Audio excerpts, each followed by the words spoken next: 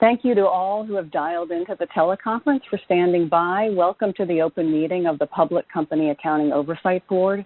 During the call, you will be in listen-only mode. If you should require technical assistance from AT&T Teleconference Services, please press star, then 0. As a reminder, this meeting is being recorded, and a recording is expected to be made available on the Pcob website. I would now like to turn to Chairman Dunkey to formally convene the meeting. Okay, thank you very much, JB. Appreciate that. Good morning, all, and welcome to today's open meeting of the Public Company Accounting Oversight Board. While today is certainly different than past open meetings due to the ongoing pandemic, I want to welcome all of you who have joined us on the teleconference and via the webcast. Before we proceed with the agenda, I will note that for the record that all board members are virtually present and participating in this meeting. Okay, our first order of business before the board today are staff recommendations that the board adopt a strategic plan for fiscal years 2020 through 2024 and approve the proposed budget for fiscal year 2021. Under Section 109B of the Sarbanes-Oxley Act, the board is required to establish a budget for each fiscal year no later than 1 month prior to the beginning of the fiscal year. That budget is then submitted to the Securities and Exchange Commission for approval. Before I turn it over to our Chief Financial Officer, Ms. Holly Greaves, to present the recommendation, I definitely want to thank all the PCOB staff who have participated in this process, particularly the budget team in our Office of Administration. So over to you, Ms. Greaves. Thank you, Mr. Chairman and members of the board. I'm pleased today to provide just a brief overview of the PCOB's 2021 budget.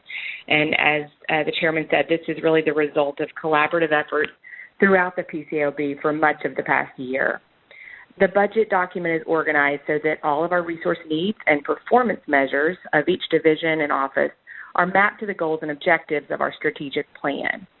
The budget for 2021 is $287.3 million. When comparing this to the PCOB's 2020 budget, which was $284.7 million, it's an increase of 0.9% or just under 1%. The largest component of the PCOB's budget is personnel costs. This includes salaries, benefits, taxes, training, and recruitment costs. And these costs total $218.5 million and account for about 3/4 of our budget. Our resource level assumes that 859 positions will be filled by the end of 2021.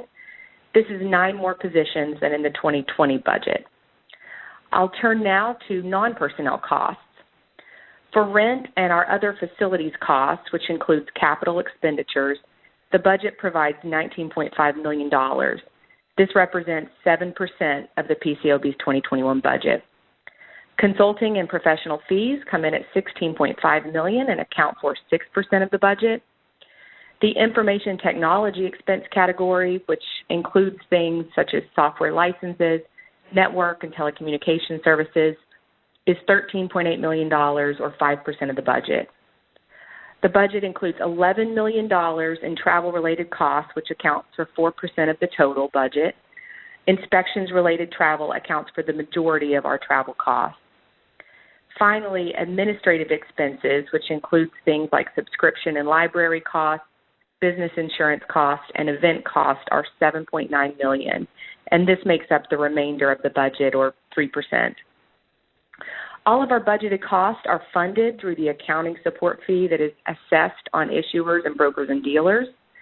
The accounting support fee associated with the budget above is $264 million in total, and the share of the accounting support fee for issuers is $236 million, and the portion allocated to brokers and dealers is $28 million. The budget also does assume that at the end of 2021, at the end of next year, the board will have 5 months of reserve operating resources to provide for funding needs for early 2022. Just to wrap up, I would like to just say again that the development of the budget really does involve so many hands. I want to note my appreciation for the efforts of all of our colleagues throughout the PCOB, and especially the support provided by each of the board members and your staff. So with that, Mr. Chairman, I recommend that the board adopt the 2020-2024 strategic plan and the 2021 budget substantially in the form before you in accordance with Section 109B of the Sarbanes-Oxley Act of 2002. and I would be happy to answer any questions that you or the board might have. Okay, thank you very much, Holly. Appreciate it. So right now we'll turn to board member statements, and if they have any questions, I can add that in there as well. We'll go in order of seniority as we always do, and I'll begin. You will not be shocked to learn that I intend to support the 2021 budget and its accompanying strategic plan. 2020 has been a year unlike any other in the PCOB's history. Consistent with its observed global impact, the COVID-19 pandemic has had a significant impact on our operations, our oversight activities, and our people. When we transitioned to 100% remote work back in March, none of us could have imagined that we would spend the remainder of the year and into 2021 working remotely. Fortunately, all of our divisions and offices have operated without major disruptions to the accomplishment of our mission during this time. In fact, notwithstanding the pandemic, 2020 has been a productive and successful year by all measures. We have continued conducting and soon will complete all planned 2020 domestic inspections. We have also completed a number of international inspections and have furthered our transformation efforts across our entire inspections function, including by issuing inspection reports in an entirely revised format. We have pivoted the work of our target team to focus on COVID-19 and its impacts on quarterly reviews and audits issued after the onset of the pandemic. With respect to our standard-setting efforts, we have continued to pursue those projects that we believe are of the greatest importance at present, including quality control and auditor independence.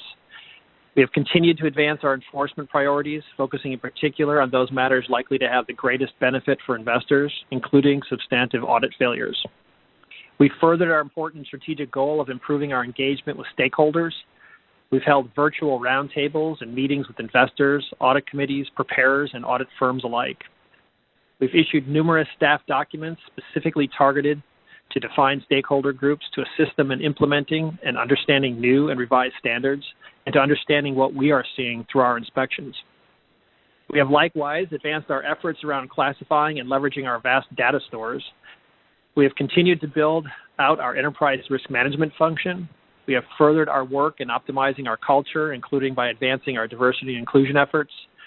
In short, the organization has remained steadfast and committed during this period of upheaval to advancing our vision for the organization and executing against our strategic plan. We will continue these efforts into 2021. The 2021 budget that we adopt today will provide us the resources necessary to further our strategic progress and to advance our vision to be a trusted leader that promotes high-quality auditing through forward-looking, responsive, and innovative oversight. The proposal represents a modest $2.6 million or less than 1% increase over last year's budget. When combined with operational savings we achieved this year, the 2021 budget results in a 2.3% lower accounting support fee for issuers and broker-dealers in 2021 as compared to 2020. The budget will allow us to add staff across several offices to assist with ongoing needs, including the Office of the Chief Auditor, the Office of General Counsel, the Office of Administration, and the Office of Enterprise Risk Management. In closing, despite the COVID-19 pandemic, we feel confident that we are improving the effectiveness of our oversight, becoming more innovative, improving our engagement, and optimizing our processes and culture. I extend my thanks to the Pcob and SEC staff members who have contributed to our budget process this year. I appreciate the significant efforts made, and I'm pleased to support the recommendation. And with that said, I will now turn to Board Member Brown. Thank you, Chair Dunkey. I'll spare everyone my full statement and just provide a summary. A longer version will be posted. I want to first thank our staff for the hard work that went into the development of the 2021 budget and the related strategic plan. Preparing these materials takes extraordinary effort. This includes monthly meetings with the staff from the SEC to answer questions and develop a budget request that is in line with the SEC's expectations. The team also had to operate under the difficult circumstances caused by the current health crisis. And as soon as we finish today, they will maybe get a weekend off before having to start all over again. There is truly no rest for the weary. Our job as board members is made much easier by their professionalism and expertise. Let me put some actual names on this team. In particular, I want to thank our Acting Chief Administrative Officer and Chief Financial Officer, Holly Greaves, our Budget Officer, Jim Hearn, as well as Yas Misagian and Alfredo Azokar. As for the merits concerning what the board does today, the budget presents a number of serious and unaddressed issues. The budget includes inadequate resources for at least two of the PCOB's operating divisions, limiting their ability to perform functions critical to the mission of the PCOB, does not sufficiently reflect the lessons learned from the current health crisis, and sets reserves at levels that are not sufficient. The priorities of the PCOB set out in the strategic plan have hardly changed over the last 3 years, as if the pandemic, the collapse of a number of significant public companies overseas, and the global debate over audit quality had never occurred. In taking these actions today, the board also once again refuses to make public the budget submitted to the SEC and the budget justification, despite language in the relevant rule that seems to require it. Anyone wanting the information will have to get it from the SEC under the Freedom of Information Act. The board's actions today, therefore, impose on investors and the public unnecessary cost and delay for information that could be easily made available on the PCOB's website. Finally, the budget does not adequately take into account the disquieting trend of reduced investor and public input at the PCOB. The PCOB Standing Advisory Group and Investor Advisory Group have been shuttered. Decisions on key projects, including changes to the standard-setting agendas, are resolved without adequate investor input. And as will be made clear later today, notice and comment on changes to the PCOB standards, something expected by the investor community, are no longer assured and can be eliminated at any time by a majority vote of the board. The concerns over the adequacy of investor input, including input from underrepresented segments of the investor community, need to be addressed through changes to the PCOB's rules and bylaws, and they need to be addressed through structural changes that are adequately funded in the budget. In considering what to do, we should take as a starting point the direction provided by Congress. Dodd-Frank mandated that financial regulators, including the SEC, put in place an Office of Minority and Women Inclusion, and mandated that the SEC put in place an Office of the Investor Advocate. The PCOB would benefit from both offices. So in my view, the PCOB's 2021 budget and related strategic plan does not adequately address ongoing challenges or present a vision for the future. I therefore believe it is not ready to be submitted to the SEC, and as a result cannot support this recommendation.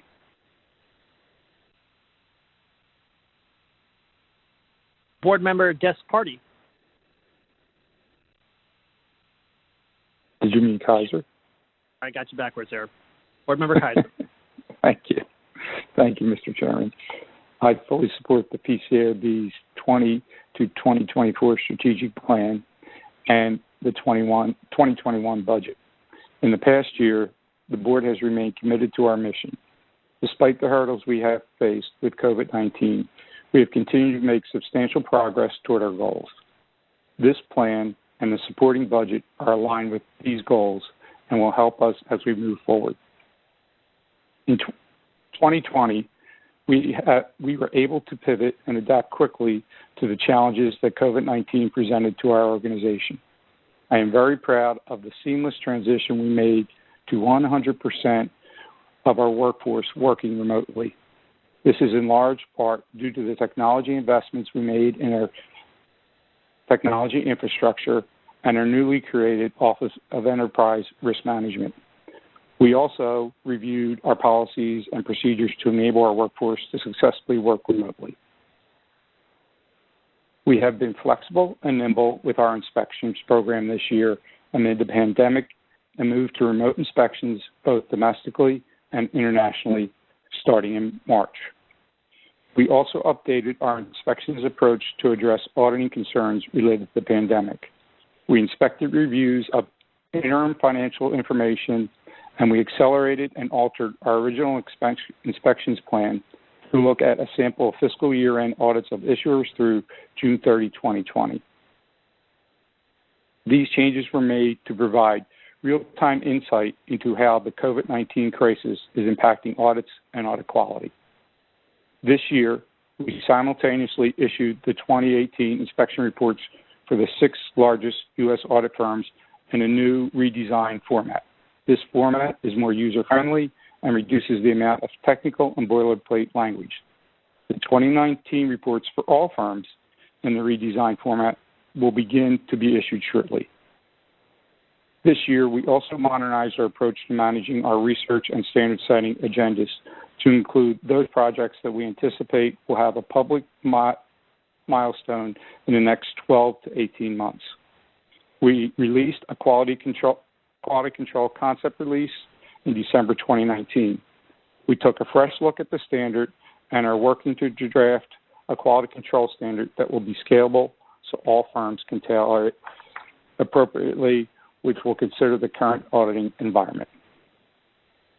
The 2021 budget is aligned to support these efforts as the board moves forward. The budget considers the right effects of COVID-19 and has been adjusted for anticipated changes, even though conditions going forward are uncertain. In addition, the increase in our budget for personnel in the Office of the Chief Auditor is important and will support the implementation of planned new standards. Lastly, I want to thank Holly and Jim and their staff. Your dedication to our mission is crucial to our success, and even with all the challenges in 2020, you have persevered and upheld the values of the Pcob. I would also like to thank the SEC and our colleagues at the SEC for their feedback and oversight. Thank you, Mr. Chairman. Thank you, Mr. Kaiser. Board Member Desparty. Good morning. Thank you, Chair Donkey. I support the board's strategic plan and associated budget again this year. As my colleagues have pointed out, we've made progress in our plan over the past couple of years and in this past year, of course, despite the challenges from the pandemic. And as I look ahead, I believe our plan will continue to guide us in being more proactive, relevant, innovative, and collaborative, and thereby improving the effectiveness of our oversight activities. There are several elements of the plan that, consistent with last year, I continue to view as particularly important. First and foremost is our primary focus on how we can best drive improvements in audit quality, with an emphasis on promoting the prevention of audit deficiencies. In this regard, I am particularly supportive of our project to reassess our quality control standards.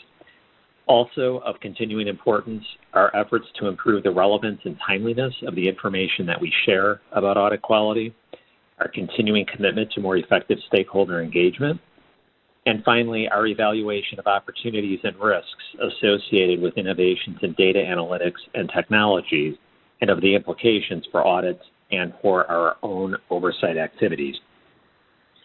Of course, we cannot succeed without our staff, and as I've said before, we are fortunate to have a team of highly dedicated and capable professionals.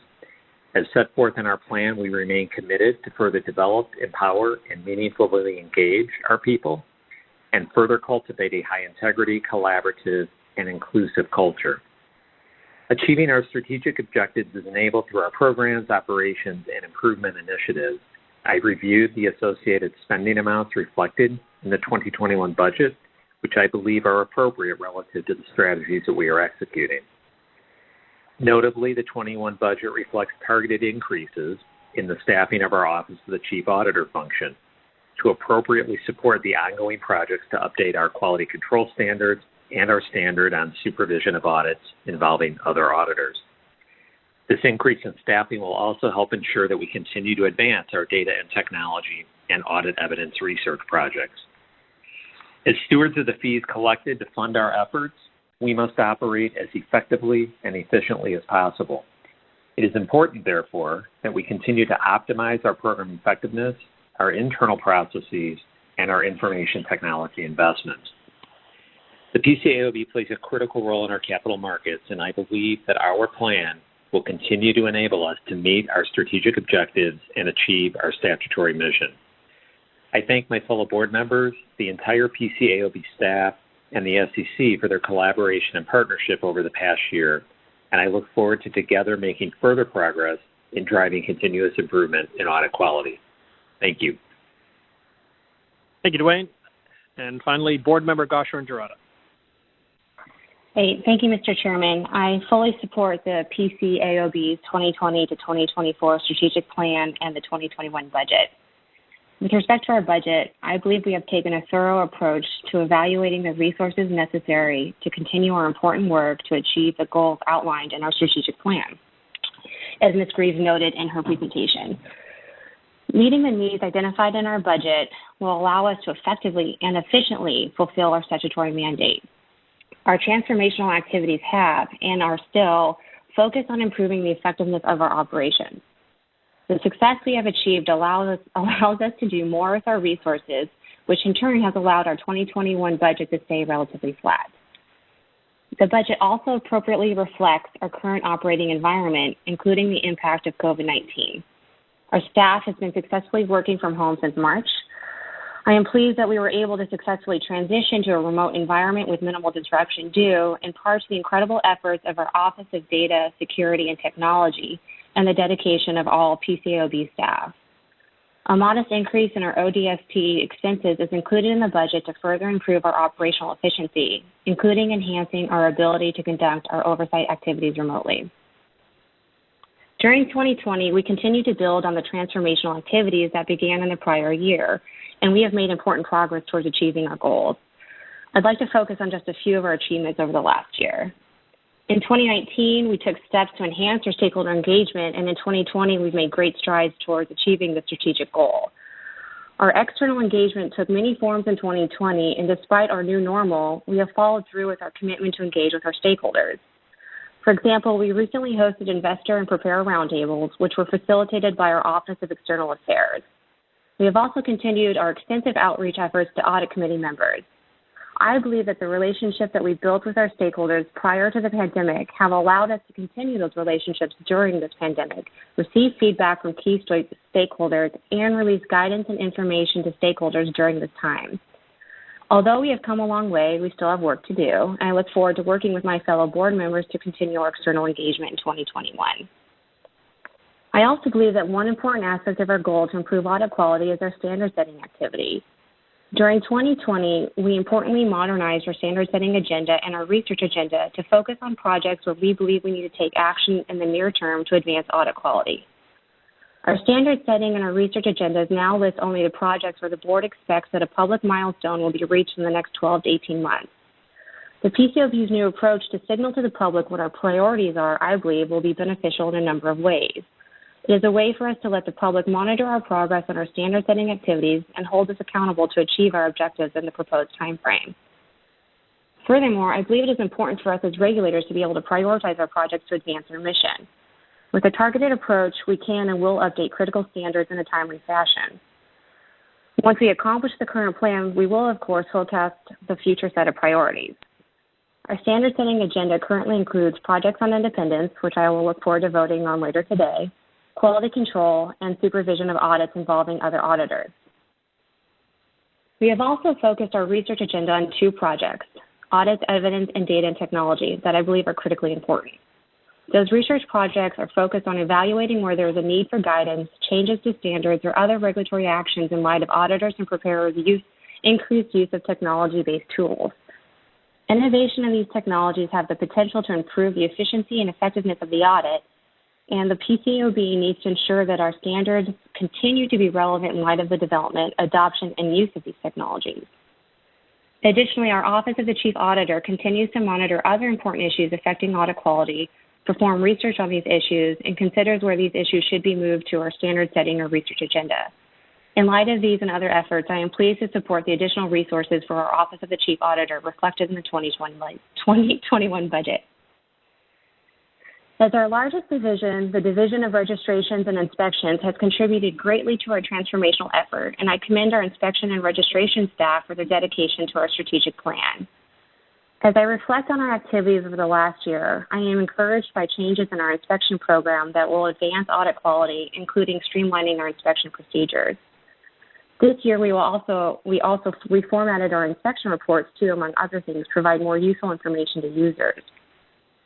Now that the hard work of restructuring our inspection reports has been completed, we are committed to communicating inspection results on a timelier basis. Improving the effectiveness and efficiency of our report writing process, for example, will allow our staff to focus on new projects to advance audit quality. It is through all of the successful activities to date that we can do more without significantly expanding our budget.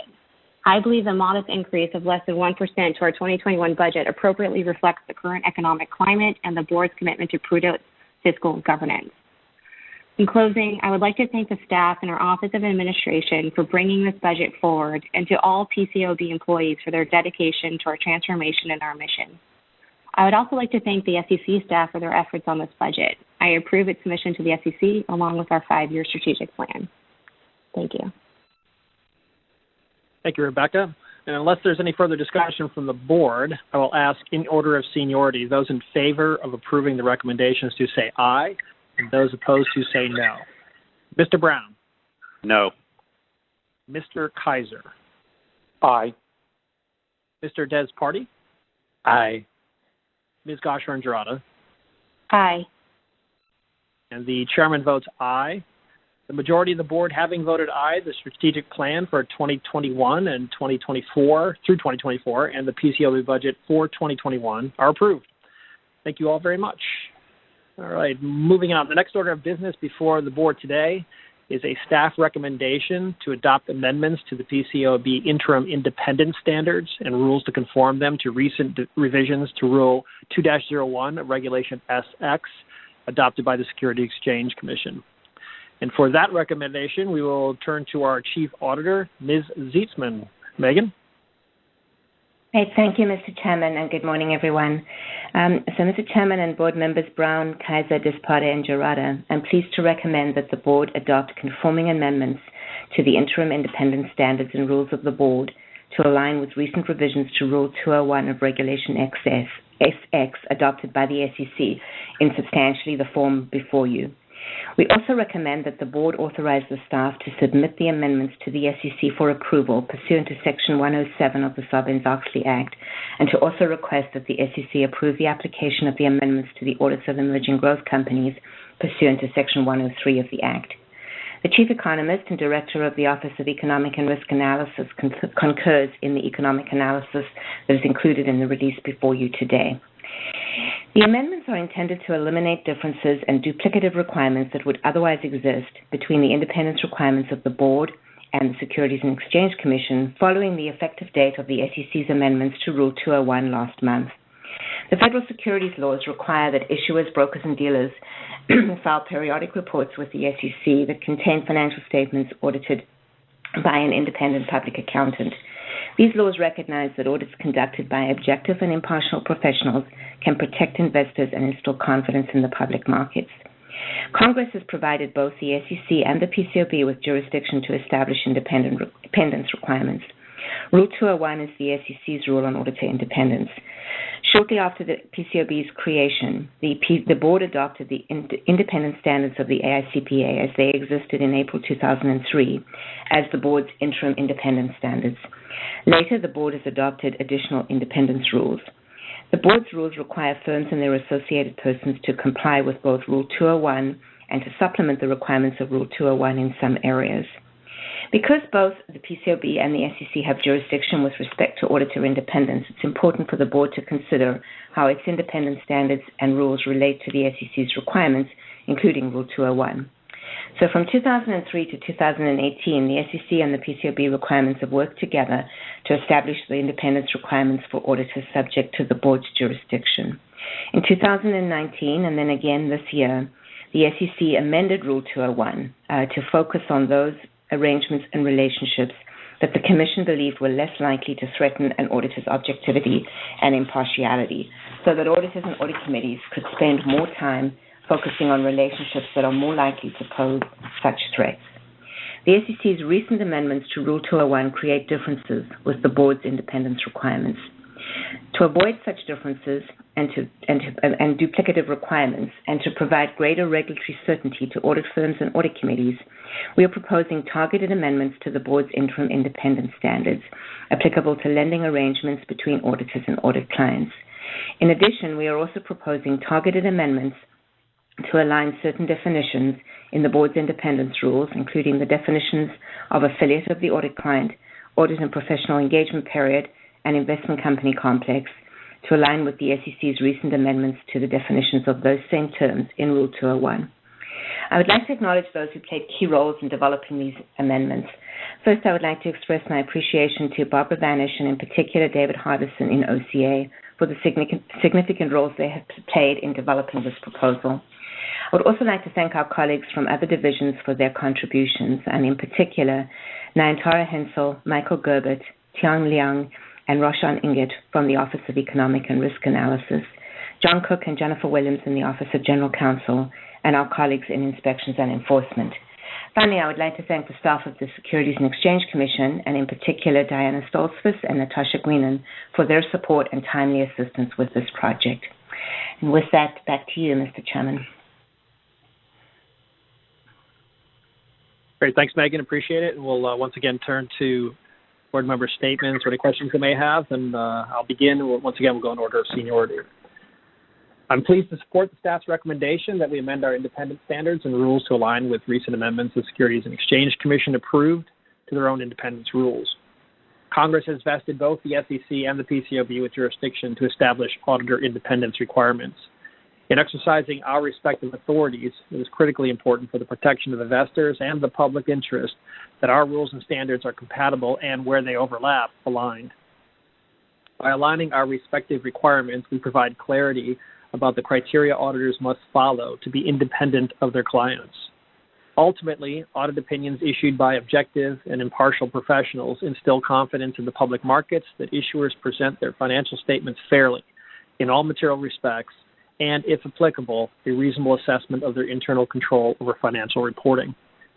We have narrowly tailored the amendments we adopt today to eliminate unnecessary differences and duplicative requirements between our independence requirements and those of the SEC, following the 2019 and 2020 changes the SEC adopted to Rule 2-01 of Regulation SX. The specific amendments we adopt clarify the professional obligations of auditors with respect to lending arrangements and avoid regulatory confusion and uncertainty related to the common definitions used in our independence requirements and the SEC's independence rules.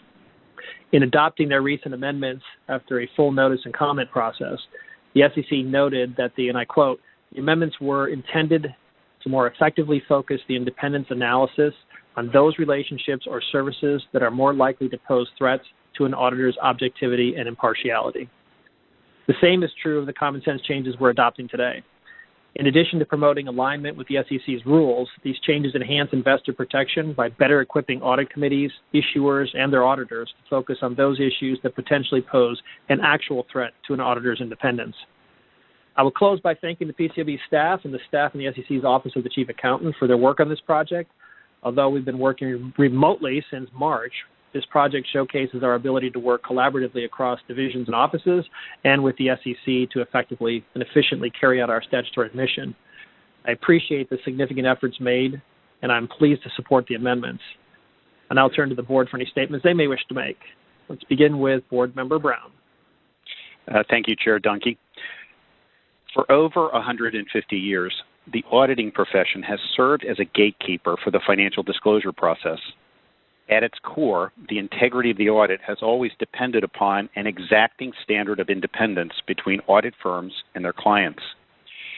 In the wake of Enron and other corporate accounting scandals, investor confidence in that gatekeeper role of auditors evaporated.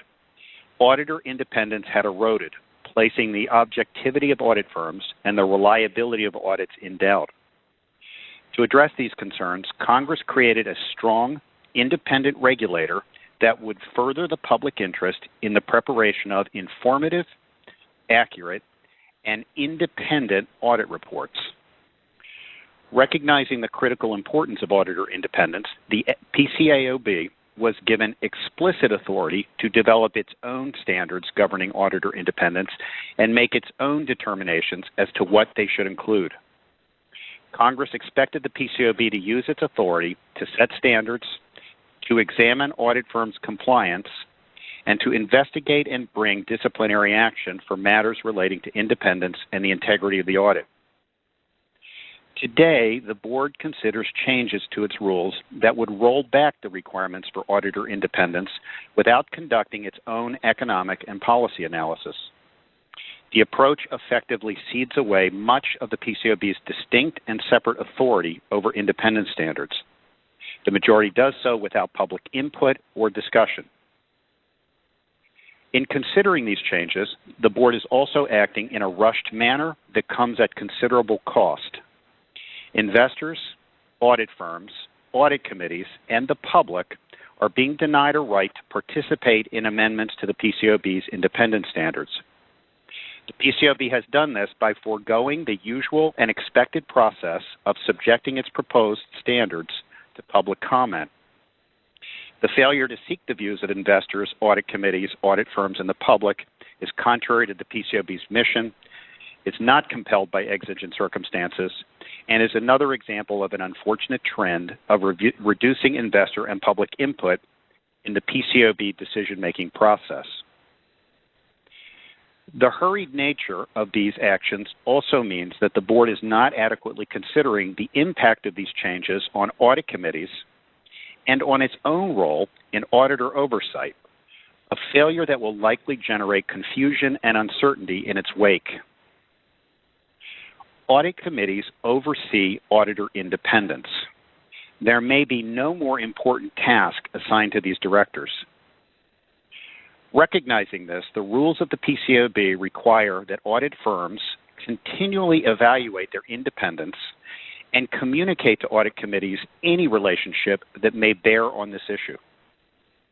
The changes considered today will allow audit firms under the PCAOB's rules to engage in an expanded set of services to some affiliates of their audit clients. They will also allow for certain inadvertent violations of auditor independence requirements.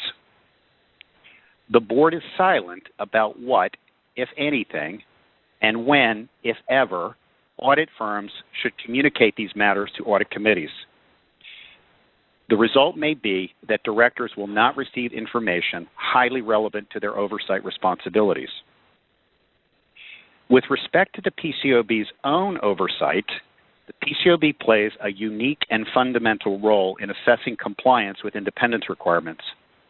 The PCAOB can, during the inspection process, assess risk to objectivity and impartiality, as well as auditors' compliance with federal regulations and PCAOB standards and rules. The ability to conduct this assessment may be compromised where firms do not adequately document their determinations. The topic of and need for documentation is missing from what the majority approves today. Nothing in the release speaks to whether firms should document their assessments of and conclusions about the immateriality of certain client affiliates, the effect of such determination on a firm's risk assessment, their determination that an independence violation was inadvertent, or the determination that an inadvertent violation could not be addressed prior to the client merger. The decision to forego public comment will not make these issues go away. Rather, they may become more pronounced. As soon as these changes become effective, audit committees and audit firms will confront the confusion that will almost certainly arise from unexplained effects on the communication requirements. Inspection teams will struggle with the uncertainties over the unexplained expectations with respect to documentation requirements and the impact on assessing compliance. Finally, these amendments largely leave untouched the out-of-date interim independence standards that the PCAOB adopted in 2003. The standards were written in the era of self-regulation without adequate investor input. The failure to modernize the interim independence standards and the related ethics rules gives new meaning to the term interim as the PCAOB approaches the beginning of the 18th year of these interim requirements. The majority's actions are inconsistent with what Congress intended, does not meet the expectations of investors, the public, and audit committees, and fails to address the particular needs of the PCAOB in overseeing auditor independence. Audit firms and audit committees will be forced to address the consequences of the rushed rulemaking process and the failure to address the broader array of issues. The PCAOB is obligated to act in the public interest. This is not a choice. The mission is set out in the statute with unmistakable clarity. The PCAOB cannot simultaneously claim to adhere to this mission while failing to communicate with and seek input from investors and the public. For these reasons, I cannot support the amendments that we consider today. Board Member Kaiser. Thank you, Mr. Chairman. I am pleased to support the amendments to the PCAOB Interim Independence Standards and the PCAOB's rules to align with the amendments to Rule 201 of Regulation SX. These amendments will provide regulatory certainty, allowing auditors to maintain independence from their audit clients. Audits conducted by objective and impartial professionals protect investors and instill confidence in the public markets. Recognizing this, Congress granted authority to both the Securities Exchange Commission and the PCAOB to establish independent standards for auditors. As a result, auditors must comply with both the SEC's and the PCAOB's independence standards. From 2003 to 2018, the SEC's requirements and the PCAOB's interim independence standards and rules worked together to establish the independence compliance requirements for auditors subject to the board's jurisdiction. In 2019, however, the Commission adopted amendments to Rule 201. Then in 2020, the Commission adopted additional amendments to the independence requirements. Because these provisions overlap with the PCAOB's own requirements, I support the recommendation to amend the PCAOB's independence rules to better align with the SEC's provisions. These changes will help avoid differences and duplicative requirements and provide greater regulatory certainty to auditors. This, in turn, will allow auditors to more easily comply with this aspect of the independence framework, and auditor independence can be better maintained. I want to thank Megan and her team and all of our divisions and offices who contributed to these amendments for their hard work and dedication. I also want to thank them for their commitment to preparing these amendments in time to match the effective date of the SEC's changes. Thank you as well to our colleagues at the Securities Exchange Commission for their feedback and oversight. Thank you, Mr. Chairman. Thank you, Jim. Board Member Desparty. Thank you, Chair Dunkey. I also support the amendments to our independent standards and rules that are before us today. As you've heard, and as we all know, auditor independence is essential to investor confidence and protection. Indeed, the value of the audit is in large part dependent on the public's perception that the audit is performed by skilled professionals capable of exercising objective and impartial judgment. To serve the public interest, auditors must be independent both in fact and in appearance of the companies they audit. As you've heard today, Congress has granted both the SEC and the PCAOB jurisdiction to establish auditor independence requirements. Historically, the SEC's and the PCAOB's independence requirements have worked together to establish the independence compliance framework for auditors. The amendments that we are adopting today will help better align our requirements with the SEC's recently revised rules.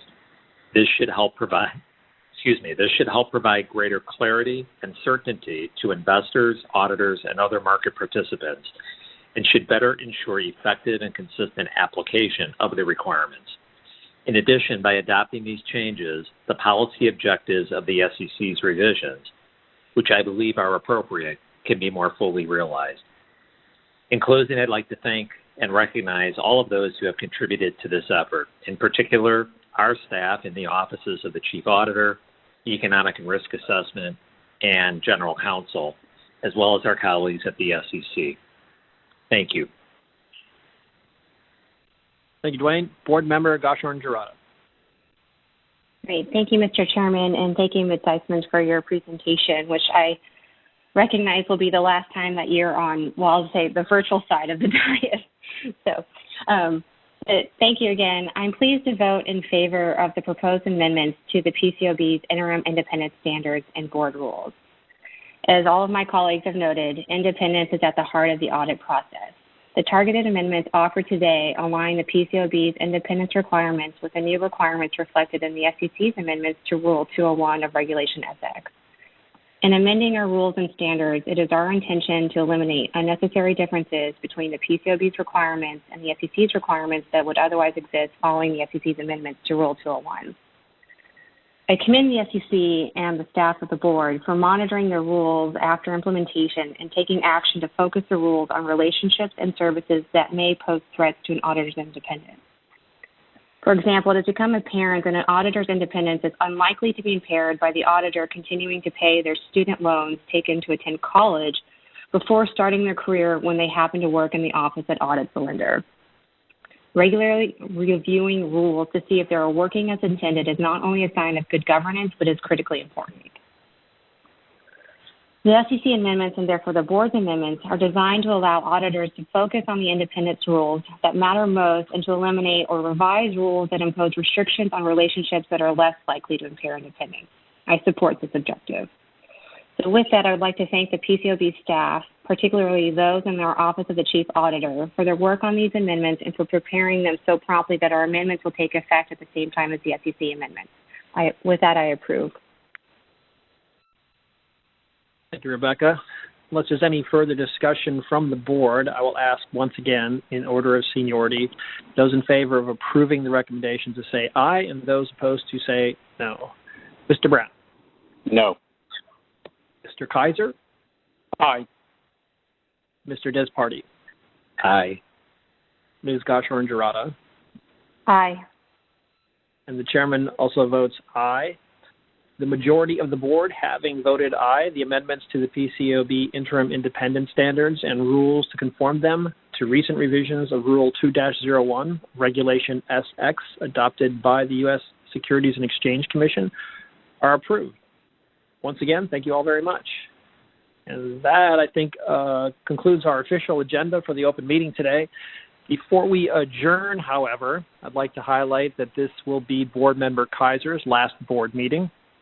Jim Kaiser joined the board in early 2018 and quickly distinguished himself as an invaluable member of his team. As many of those listening in know, according to Sarbanes-Oxley, the board may only have 2 members that are CPAs. As you can imagine, that makes those 2 individuals critically important contributors to our oversight activities. Jim brought literally an entire career's worth of insight and expertise to his work on the board and made us that much better for it. It would be exceedingly difficult to be fair and effective regulators without having a deep understanding and appreciation for the work of the regulated. The wealth of knowledge that Jim brought to the table and shared with us, and to me in particular, made the progress that we've made as a board possible. For that, he has my genuine respect and sincere gratitude. We don't know what the future holds for Mr. Kaiser, but if his work here is any indication, I have no doubt that he will continue to distinguish himself in whatever course he chooses. As we say in the Navy, Jim, we wish you fair winds and following seas. Now I'll turn to our other board members if they have any comments. Mr. Brown. Yeah, thanks, Jim, Bill. I also want to thank Jim for his service on the board. Jim was an integral part of shaping the PCOB's inspection process and the new reporting format for our inspections findings on audit firms. That took a lot of work and a lot of thought. On a personal note, Jim and I, before at least the pandemic hit, had lunch regularly, and what I can tell everybody here is I very much enjoyed those interactions and saw that Jim has a very strong dedication to his family. So I really enjoyed that. Jim, good luck in all of what you do and in your next adventure. Mr. Desparty. Yeah, I echo. We've been so fortunate to have Jim on the board during this period of transformation. As you highlighted, Chair Dunkey, Jim is really a true master of the craft. He's really passionate about high-quality auditing, and we've really benefited from his expertise and experience, not only in inspections, but also in standard setting, and also he's given us a lot of insight in how technology is transforming the audit, as well as financial reporting. Jim, you're a consummate professional. You always approach things with objectivity in a collaborative, pragmatic manner. You strive to forge consensus, and you always act with the highest integrity and with our mission front of mind. I'm going to miss you. I've learned a lot from you, greatly valued your counsel and advice, and really thank you for all you've done for me, for the board, for PCAOB. Wish you and your family all the best, and congratulations. Ms. Gashorn-Gerada. Great. Thank you, Mr. Chairman. First, I want to welcome Megan Zeitzman to the board. Megan was a great team member in her capacity as the PCAOB's Chief Auditor, and I'm so glad that she will be joining. But I also want to take the opportunity to sincerely thank you, Jim, for your service to the PCAOB. I personally have benefited from his incredible expertise and his ability to find common sense solutions to challenging issues, but most importantly, your friendship. Jim, your contributions to advancing audit quality, our strategic goals, and our transformation cannot be overstated, and again, I sincerely thank you. So Phoebe, I'll just say I'd like to note for the record that although Jim will no longer be my colleague, I demand that he continues our friendship. But seriously, thank you, Jim. Good luck. And for the last time, Board Member Kaiser. So I get the last words. Thank all of you for your kind words. Working with Chairman Dunkey, my fellow board members, and the PCAOB staff has been the highlight of my career. Your hard work and dedication to our mission is outstanding. Thank you as well to our colleagues at the Securities and Exchange Commission for your oversight and assistance. Also, I wish to show my appreciation to Chairman Clayton and the SEC commissioners for their excellent leadership and allowing me the opportunity to serve as a board member. It has been an honor and a privilege. When I joined the board, I pledged to protect investors and the public interest by improving audit quality and transforming the PCAOB into a more forward-thinking, accessible, and innovative organization. I am proud of what the PCAOB's excellent staff and board have accomplished. We have implemented an entirely new strategy, created a new inspections report, expanded stakeholder outreach and communication, enhanced our scholarship program, proactively responded and adapted to the COVID-19 challenges, enhanced our standard setting approach and agenda, and better enabled our staff with improved technology. Although I am leaving, you will be in excellent hands with my successor, Megan Zeitzman. Megan is extremely talented and along with our fellow board members will continue to drive our mission. Thank you again, Chairman Dunkey, my fellow board members, and the PCAOB staff for your hard work and dedication. Your talent and willingness to collaborate have allowed us to accomplish much to advance audit quality. I look forward to seeing what you accomplish in the future. Finally, on a personal note, I would also like to thank my dedicated staff, Christina, Gunjan, Katie, and Lucia, for their tireless efforts and commitments to assist me in fulfilling and executing my responsibilities. It has been a pleasure to work with you. I have learned much from you, and hopefully the experience has assisted in your own personal growth and development. With that, I'm off to pick up my son from college and the next phase of life. Happy Thanksgiving, everyone. Thank you very much, Jim. And thanks to all who participated and made this meeting possible. Our meeting is now adjourned, and you may now disconnect from the teleconference. Goodbye, all.